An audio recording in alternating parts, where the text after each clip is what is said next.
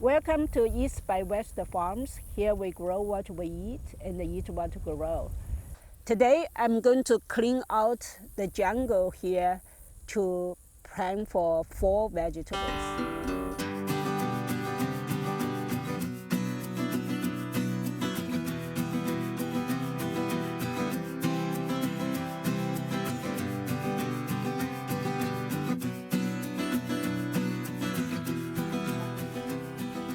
Today I'm going to prepare the garden area for fall planting. I started yesterday already and I found these two big wax melons. So I see what else, what other treasures we'll find in this jungle. This is the garden area around the single white. Last year around this time was full of weed and we spent several weekends weed out this area. This year we planted squash and sweet potato vines, and the idea is really this can provide very dense coverage. The idea is that for this dense ground cover to choke out the weed, and that work out pretty well. The best way to get rid of weed is plant plants that grow better than weed. This is a wax melon, and believe it or not, this actually is a young one. The seeds probably are not ready to harvest for planting.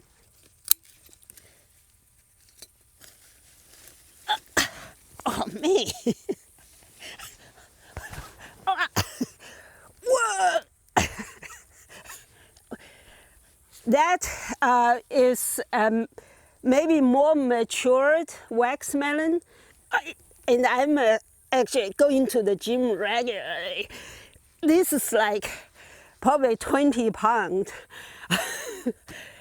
So I hope that we will get some mature seeds out of this guy, and so that we can plant next year. Most of the time the Asian store sells wax melons, and they sell very young fuzzy melons. We never was able to get seeds from the young fuzzy melon, and the one they sell is like maybe 6-8 inches long. During the pandemic in April, I guess they had trouble getting wax melon. They had this fuzzy melon, mature fuzzy melon for sale in the store. So I bought that and got some seeds and planted. I started them actually relatively late in the season, maybe close end of April, maybe even early May, and didn't expect to get these big ones. How did I grow this fuzzy melon? It's pretty much nothing. I just sprouted from the seeds I collected and planted over here. I didn't do anything, just water them. I don't think I even fertilized this. Maybe in spring when I prepared the bed, I put some nitrogen fertilizer over here, but through the summer I didn't even bother to fertilize it. I was pretty much just trying to grow the ground cover to block out the weed. But I'm not complaining. Oh, yeah.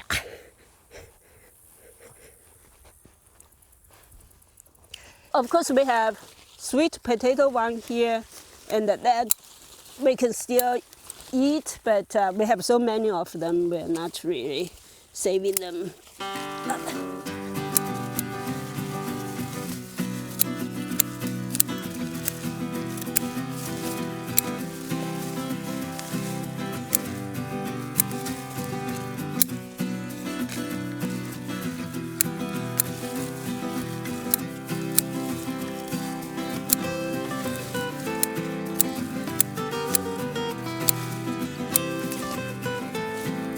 That's a butternut squash, and it's actually planted down there. The vine seems cross all the way up to here. We got lots of butternut squash down the rows.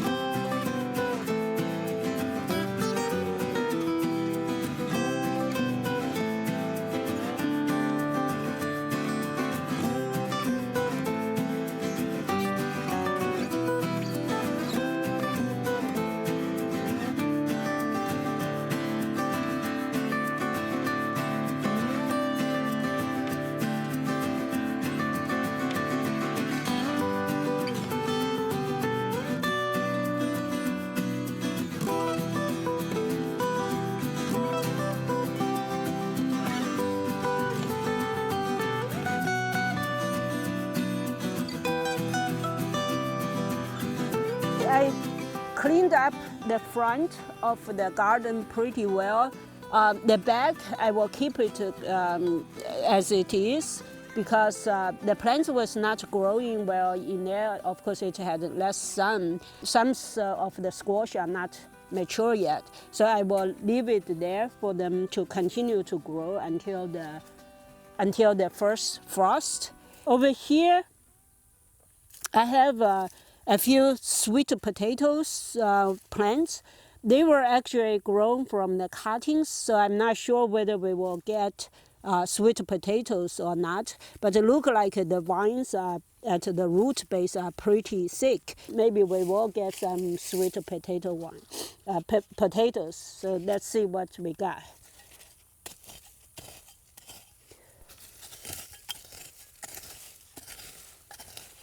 You can see that when you get done, it's actually kind of cleachy, kind of clay.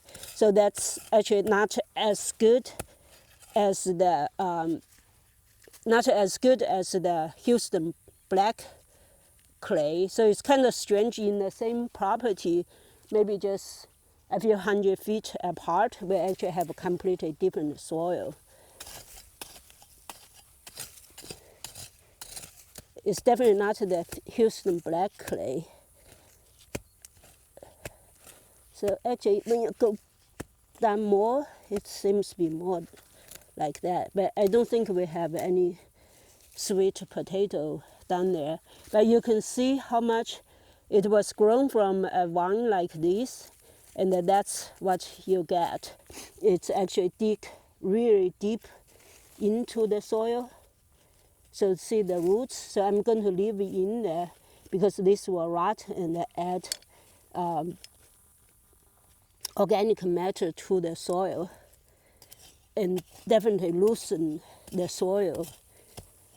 You can see how hard this soil is. This small one probably not. Let's look at the big one, whether we have it or not. This one should have lots of roots.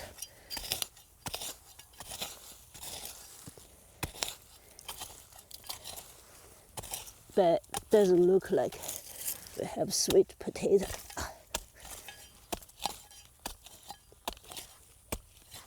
Yeah, I don't think we have sweet potato ones. So sweet potatoes over here. Well, look like just roots. So that's good. Well, that's all right. I put it back in and let it condition the soil.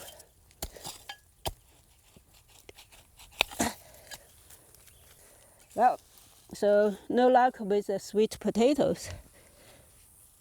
That's the roots of the fuzzy melons. It has a big roots, and that's where I planted. And I also bury the first 3 feet of the vine as well because they also grow roots. I'm actually going to keep it because that the vine and the rest of the plant is more toward the single white. And I have another squash over here that I'm trying to keep it as long as I can to make sure I get some seeds out of it.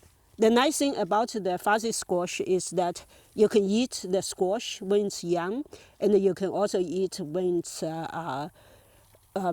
matured. This is a Sonora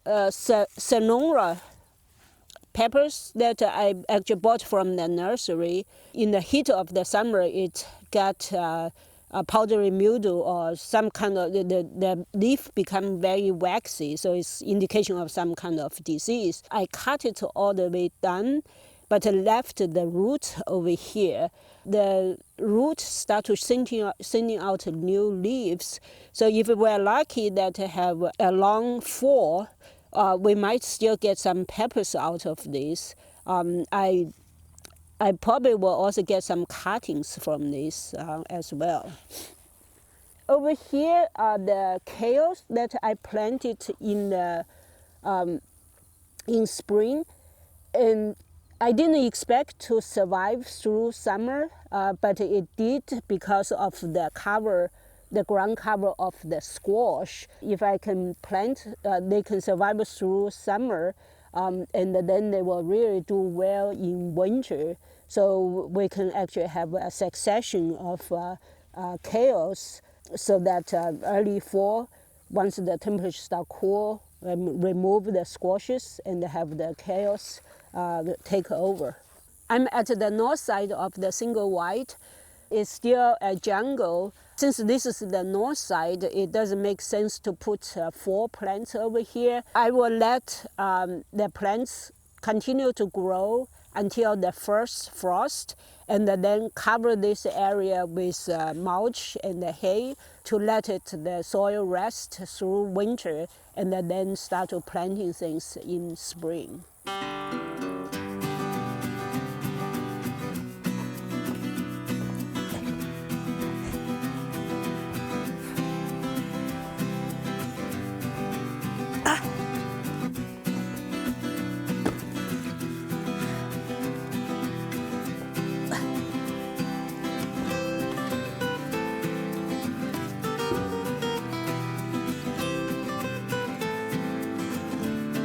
Okay, so this is what we got by cleaning that jungle down there. We got 2 big, 1 medium and 1 big fuzzy melon, and then a huge tray of butternut squash, at different stage. Some matured very well, and some are still green. I actually have never tried cooking green butternut squash, so I'm going to give that a try and see whether we can eat that. And if not, then we will just put it in the compost. That's a cute one that looks like it's kind of matured. I hope you enjoyed this video. If you did, please give me a thumb up. If you have any questions or comments, please leave it down below. If you have not done so, please hit the subscribe button to follow our journey with the East by West Farms.